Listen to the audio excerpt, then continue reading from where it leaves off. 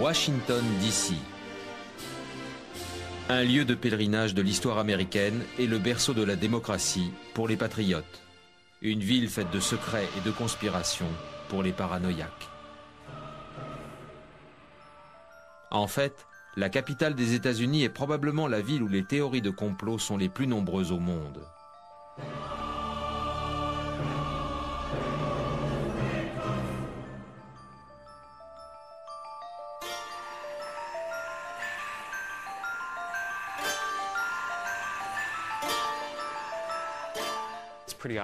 C'est un peu normal que Washington, D.C. soit le berceau de nombreux complots. C'est le siège de la puissance mondiale. C'est sexuel. Le plan de la ville a été dessiné suivant le principe de la franc-maçonnerie. C'est maçonnique. Ça semble être le centre du pouvoir occulte. Washington, D.C. est satanique. La plus grande histoire jamais racontée. Pourquoi cette ville attire-t-elle autant de complots? Michel Green, spécialiste dans l'étude des complots et de la capitale, va nous présenter la ville. Le travail réalisé à Washington reste assez mystérieux. Nous savons que le Congrès se réunit dans la capitale. Les habitants de cette ville, c'est-à-dire les contribuables, savent pertinemment qu'ils paient pour les bureaux et les réunions des nombreux sénateurs. Peu de personnes savent ce qui se passe quotidiennement au gouvernement. Mais Washington étant un tel aimant pour les manias du pouvoir, cela contribue à attirer les théories de complot et donc, par conséquent, les théoriciens du complot.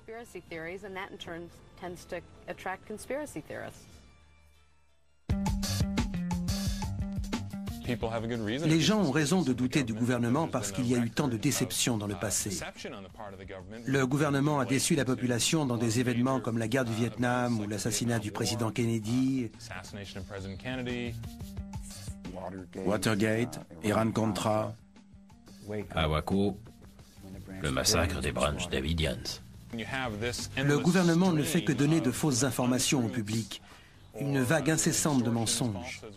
Il paraît inévitable que les gens perdent leur foi et leur confiance. Les complots de Washington ont même été dépeints dans les programmes télévisés comme la série X-Files, qui présente une certaine vision d'une agence secrète américaine. Le FBI. Le bâtiment à votre droite est le FBI Building, qui est relié à un nombre incalculable de complots nationaux. Si l'on se contente de regarder les films, on peut penser que le FBI ne fait que pourchasser la mafia et étouffer les rumeurs sur les aliens. Apparemment, le FBI n'a même pas de division spéciale comme dans X-Files. Ses membres y sont indifférents. Mais concernant le paranormal, les gens ne sont pas dupes. Il est tout à fait normal que les citoyens américains aient des doutes sur le FBI. Sous la direction de John Edgar Hoover dans les années 50, le département garda secret des milliers de dossiers sur les citoyens pendant la chasse aux sorcières. Selon la rumeur, les informations contenues dans ces dossiers auraient pu briser des milliers de carrières, allant des stars de cinéma aux sénateurs, en passant par les chefs de police ou les présidents. Juste là, il s'agit du bâtiment du Congrès. La plupart des décisions et des assemblées du Congrès américain ont lieu dans des bureaux privés et des salles de conférence, et non dans le bâtiment de la capitale. C'est ici que les décisions sont prises. Une très grosse partie de l'argent des contribuables est dépensée dans ce bâtiment. Cet argent n'est contrôlé que par quelques personnes, et on ne sait pas exactement comment il est dépensé. Ça ressemble beaucoup au complot d'Hollywood, un petit groupe qui contrôle le pays. Ces accusations ne sont pas importantes pour Washington. Certains pensent qu'une société secrète est au cœur de la capitale depuis sa construction.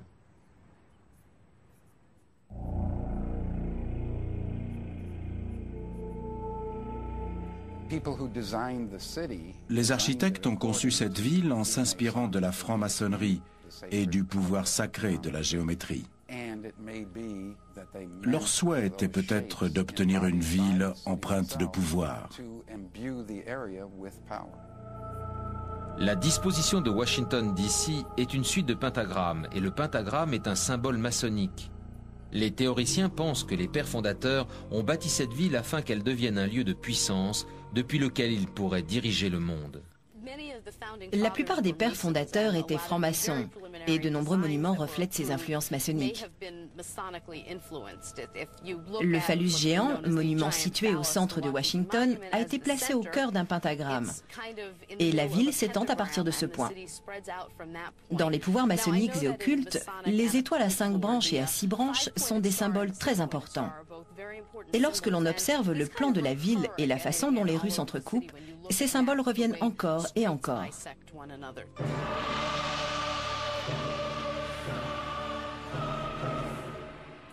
Des formes occultes, des symboles occultes? Peut-on dire que cette architecture est satanique? Prenons l'exemple de l'obélisque. Il fait 170 mètres de hauteur. Ils ne l'ont pas juste posé sur l'herbe, ou alors il tomberait à la première secousse sismique. Ils ont mis 20% de cette structure dans le sol, et 20% de 170, ça fait 34. Sa hauteur est donc de 204 mètres.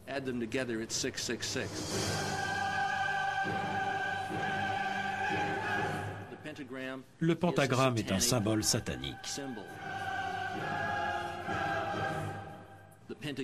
Le pentagone est satanique. L'obélisque est phallique. C'est un pénis. Cette influence maçonnique semble également être présente sur chaque billet vert. Regardez la pyramide sur le dollar américain en bas à gauche. Il est écrit Novus Ordo Seclorum. Cela signifie un nouvel ordre mondial. Il est aussi écrit Aunit Coeptis, qui signifie notre entreprise est couronnée de succès. Ce sont des symboles maçonniques. Les francs-maçons font souvent l'objet de nombreuses suppositions dans les complots, à Washington en particulier. Ce n'est pas surprenant puisque la plupart des présidents américains, des sénateurs et même John Edgar Hoover, à un moment de leur vie, ont tous été francs-maçons. 14 présidents, 18 vice-présidents, 5 présidents de la Cour suprême et la majorité des gouverneurs pour être précis.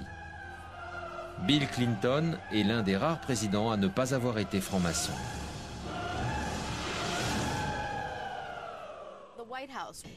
La Maison-Blanche est certainement le bâtiment le plus célèbre de Washington. Ce siège du pouvoir a été associé à de nombreux complots, comme les morts suspectes des maîtresses des présidents ou les passages souterrains qui permettent d'aller jusqu'à Shangri-La, à l'autre bout de la Terre.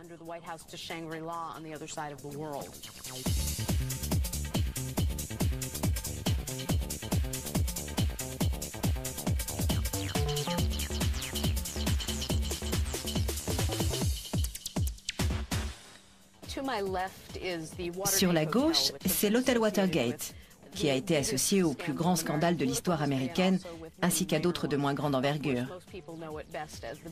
Il reste surtout le lieu où les états-majors démocrates ont séjourné lorsque Richard Nixon et ses associés ont été accusés de les espionner. Plus récemment, Monica Lewinsky et sa mère y ont séjourné pendant le scandale de sa liaison avec le président.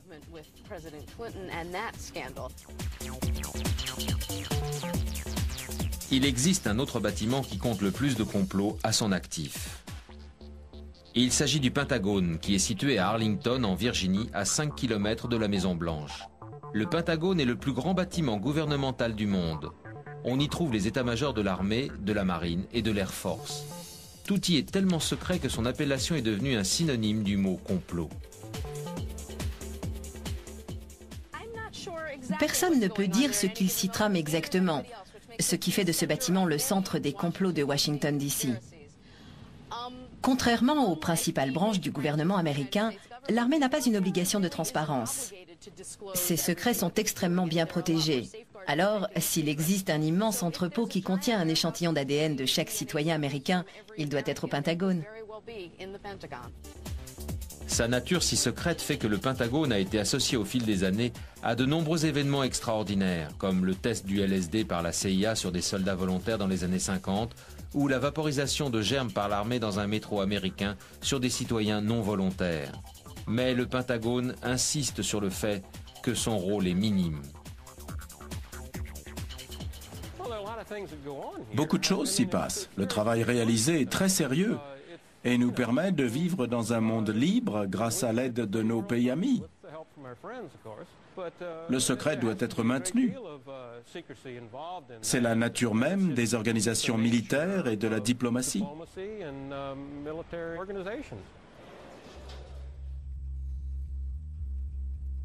Ce complexe militaire dépense des centaines de milliards de dollars. Et bien que le Pentagone soit transparent sur la dépense des fonds publics, une partie du budget reste secrète. Cela contribue également à multiplier les théories de complot. Ce que l'armée appelle Black Budget correspond aux dépenses militaires destinées aux projets secrets, comme le bombardier invisible, qui n'est plus un secret aujourd'hui, mais qui l'a été pendant très longtemps. Personne ne sait sur quoi il travaille puisque c'est secret. Pour résumer, on ne sait pas à quoi servent nos impôts. Il faudra attendre la prochaine guerre pour le savoir.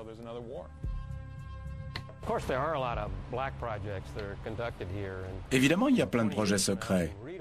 Cela fait 20 ans que l'on est au courant, mais il reste quand même secret. Ce niveau de secret est nécessaire afin de protéger les travaux du ministère de la Défense. Quelques projets du Black Budget ont été révélés au public. L'avion espion U-2, le bombardier invisible B-2 et l'avion noir SR-71. Mais la division du gouvernement qui a la plus grosse partie de ce budget reste secrète. Elle se trouve à plus de 3000 km de Washington, le lac Groom dans le Nevada. Il y a sans aucun doute des lieux sur Terre gardés secrets par les gouvernements. La zone 51 dans le Nevada en fait partie. Son existence a été démentie pendant très longtemps. Elle n'apparaissait même pas sur les cartes. On ne connaîtrait pas son étendue si on n'avait pas eu accès à une photosatellite russe. C'était la preuve que la zone 51 était bien une base aérienne secrète. Elle a été utilisée pour tester des engins volants avancés. Cette base militaire top secrète a été créée dans les années 50 pour développer des projets secrets. Mais ce n'est qu'en 1987 que le gouvernement a admis son existence. Avant cela, la zone 51 a généré d'extraordinaires théories de complot.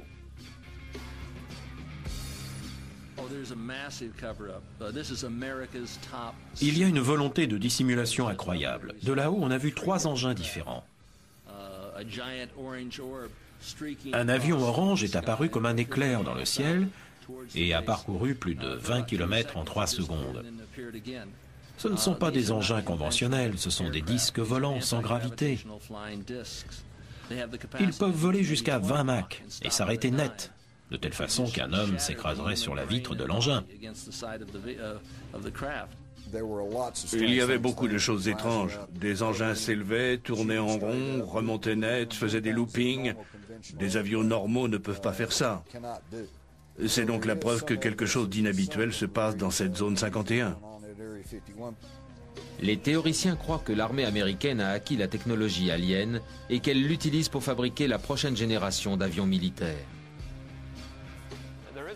Un groupe de personnes vient régulièrement pour qu'on leur montre les soi-disant vaisseaux aliens qui sont censés être dans nos souterrains.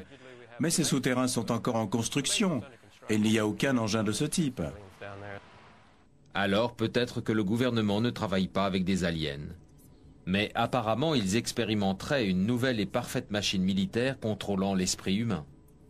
Le meilleur soldat est un robot zombie. Si vous réussissez à contrôler l'esprit d'un soldat humain, vous pouvez fabriquer des robots.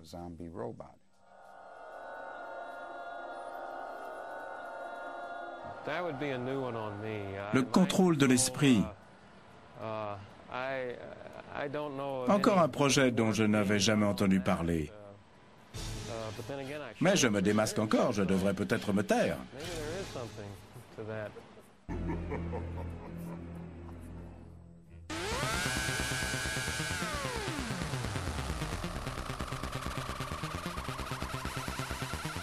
Selon les théoriciens, ces expériences sur les aliens ou les soldats robots sont effectuées sous terre. Cette théorie que l'armée américaine travaillerait en partenariat avec des aliens a été lancée par plusieurs chercheurs qui ont travaillé pour la CIA. Ils ont parlé de vastes souterrains et de longs tunnels dans lesquels les aliens collaboreraient avec l'armée.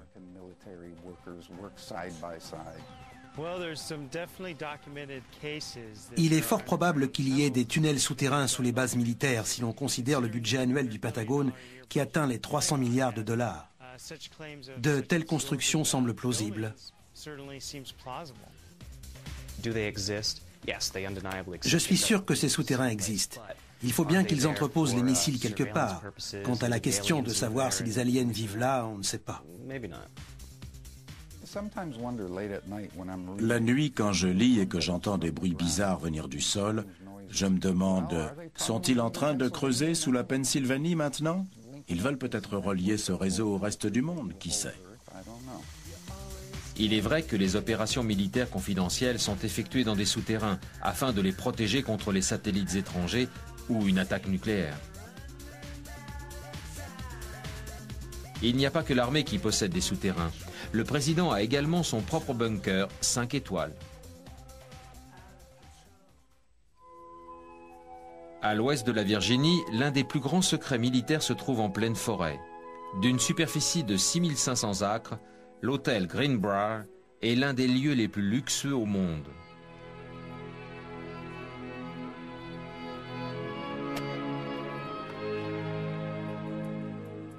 Mais le secret de Greenbrier se cache sous cet hôtel. Derrière 25 tonnes de portes blindées, un réseau de tunnels contient tout ce qu'il faut pour protéger des centaines de personnes en cas de guerre nucléaire, et ces personnes seraient les membres du Congrès. Vu de l'extérieur, c'est un bâtiment très élégant. Et en souterrain, il y a tout le confort nécessaire pour survivre à une guerre.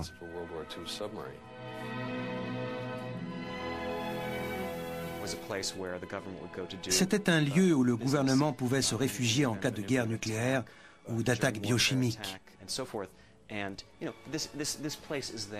Cet endroit existe réellement. Vous pouvez vous y rendre pour le voir de vos propres yeux. Pour les théoriciens, le monde souterrain a déjà pris une dimension différente des bunkers, des aliens et des abris présidentiels. Des ordinateurs géants y seraient enterrés afin de contrôler les communications internationales. L'Agence pour la sécurité nationale, la NSA, serait chargée de cette surveillance. Le programme de la NSA s'appelle Échelon. Ils enregistrent toutes les communications internationales. C'est un programme secret. Grâce au courrier électronique, la NSA peut espionner n'importe qui. En bref, leur tâche est d'enregistrer chaque communication. Ils peuvent espionner un citoyen, une entreprise, une agence gouvernementale, n'importe où dans le monde. Leur méthode est de chercher des mots-clés parmi toutes ces communications. Si vous passez un coup de fil et que vous employez un de ces mots-clés, votre appel est aussitôt sélectionné par l'ordinateur, puis analysé par un spécialiste ou par un autre ordinateur. Alors, l'idée que Big Brother écoute vos conversations et enregistre vos communications est bien vraie.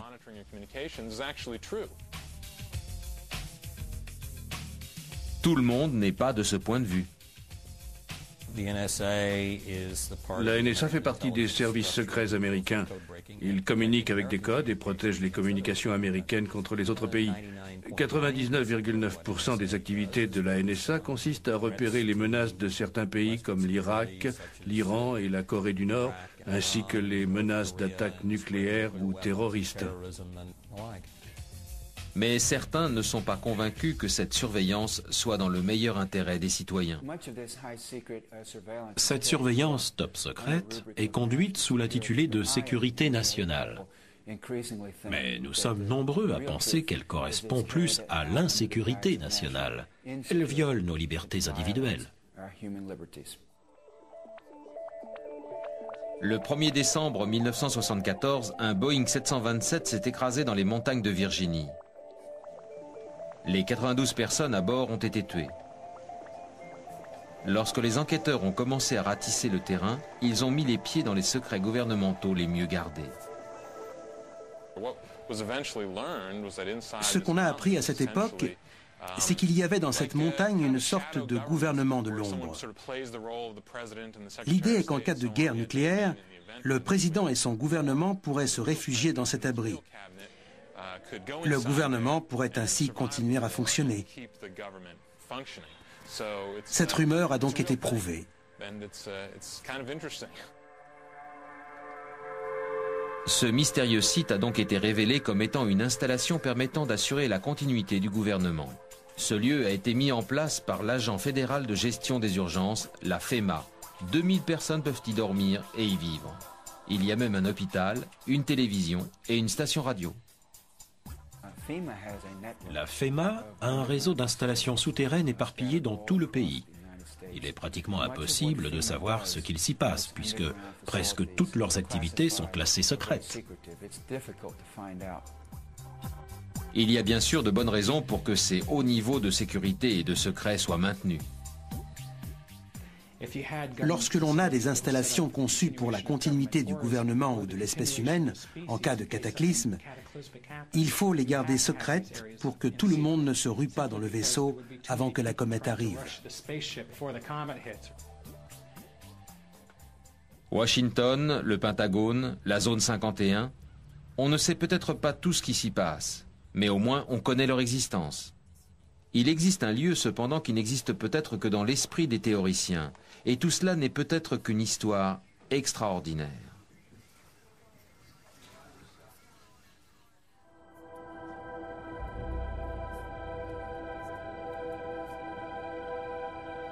Le 19 février 1947, l'explorateur américain, l'amiral Richard Byrd de la Navy américaine, s'envole pour le pôle Sud.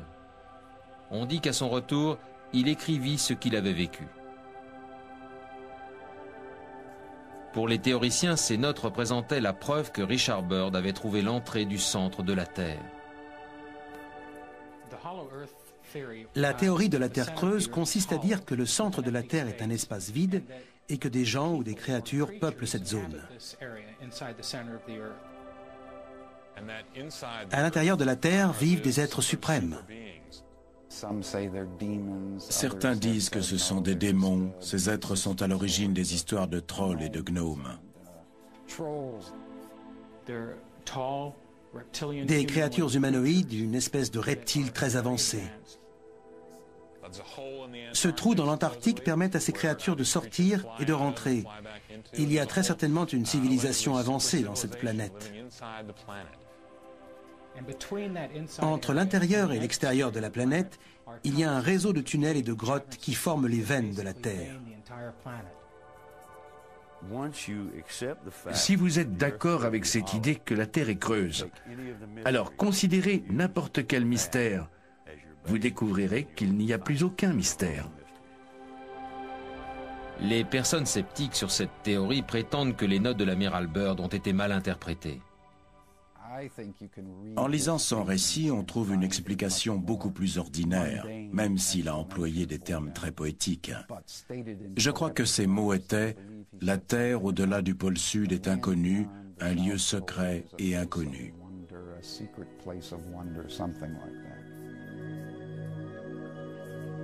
Ce qu'il est censé avoir dit est « Je voudrais voir cette Terre au-delà du pôle. Ce secteur est le centre d'un grand inconnu. » Et cela a été suffisant pour que certains aient pensé que la Terre était creuse. Quelle est la vérité? Puisque nous n'avons pas encore sondé le centre de la Terre, nous basons toujours notre connaissance de son contenu sur des théories et des hypothèses. La théorie d'un scientifique n'est pas forcément la meilleure. On suppose qu'Adolf Hitler croyait en cette théorie de la Terre creuse et qu'il envoyait régulièrement ses troupes en Antarctique pour l'explorer. En 1979, Earl de Clancarty, membre de la Chambre britannique des Lords, suggérait que des aliens vivaient peut-être sous nos pieds. I think they all originally came from outer space, and I think that at some time when there were some very ancient civilizations here, and possibly during a time when there was a catastrophe, they went inside, because there's an enormous number of tunnel systems all around the Earth. Your Lordship, how would you react to accusations that you're dotty and eccentric? Well, I think the answer to that is that very often the people whom one regards as slightly dotty because they've come up with some original ideas very often turn out to be right. Les gouvernements actuels alimentent également cette théorie. Les gouvernements y font beaucoup d'allusions. Ils prennent des photos qu'ils donnent à certaines personnes pour qu'elles fassent leurs enquêtes qui sont ensuite ridiculisées. C'est un jeu de fausses informations. Les théoriciens de cette terre creuse affirment également que la législation américaine interdit à tout citoyen d'explorer ces grottes afin que le centre de la Terre ne soit jamais atteint. Vous ne pouvez pas entrer dans une grotte ou toute autre ouverture naturelle de la Terre sans une autorisation fédérale ou sans un expert fédéral. L'interdiction est la même pour les cavernes encore non explorées et qui appartiennent à l'État ou qui sont dans une propriété privée. L'État va contre la liberté d'information. Il y a donc un effort important de fait pour que les gens ne puissent pas explorer les souterrains. Si cela est vrai, pourquoi les gouvernements cachent-ils la vérité sur ce secret de la Terre creuse? Cette dissimulation est due au fait que si les gens découvraient qu'un paradis tropical existe dans la Terre, ils y migreraient tous et cela marquerait la fin du monde tel qu'on le connaît. Il faudrait alors tout recommencer. Une vie dans le creux de la Terre, des aliens dans des cavernes, des symboles maçonniques dans l'architecture, des symboles phalliques en abondance, sont-ils tous le résultat d'une imagination débordante? La paranoïa est un problème parmi les théoriciens du complot. La plupart d'entre eux sont très rigoureux et essayent de ne se laisser guider que par les preuves qu'ils trouvent. Malheureusement, l'attention du public est principalement attirée par les théories les plus sensationnelles. D'un autre côté, le fait que vous soyez paranoïaque n'exclut pas qu'ils puissent venir vous chercher. Le gouvernement a déçu la population dans des événements comme la guerre du Vietnam ou l'assassinat du président Kennedy, Watergate, Iran-Contra, À Waco, le massacre des Branch Davidians. Le gouvernement ne fait que donner de fausses informations au public, une vague incessante de mensonges. Il paraît inévitable que les gens perdent leur foi et leur confiance. Les complots de Washington ont même été dépeints dans les programmes télévisés comme la série X pour les paranoïaques. En fait, la capitale des États-Unis est probablement la ville où les théories de complot sont les plus nombreuses au monde.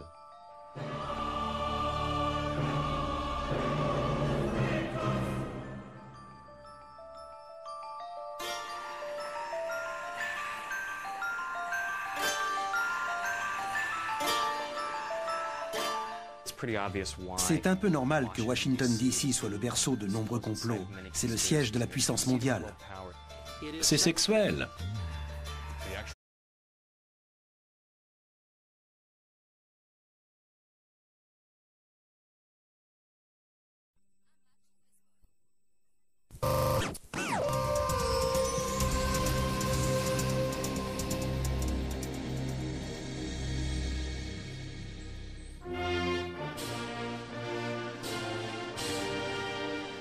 Washington, D.C. Un lieu de pèlerinage de l'histoire américaine et le berceau de la démocratie pour les patriotes. Une ville faite de secrets et de conspirations. Le plan de la ville a été dessiné suivant le principe de la franc-maçonnerie. C'est maçonnique. Ça semble être le centre du pouvoir occulte. Washington DC est satanique, la plus grande histoire jamais racontée. Pourquoi cette ville attire-t-elle autant de complots? Michel Green, spécialiste dans l'étude des complots et de la capitale, va nous présenter la ville. Le travail réalisé à Washington reste assez mystérieux. Nous savons que le Congrès se réunit dans la capitale. Les habitants de cette ville, c'est-à-dire les contribuables, savent pertinemment qu'ils paient pour les bureaux et les réunions des nombreux sénateurs. Peu de personnes savent ce qui se passe quotidiennement au gouvernement. Mais Washington étant un tel aimant pour les manias du pouvoir, cela contribue à attirer les théories de complot et donc, par conséquent, les théoriciens du complot.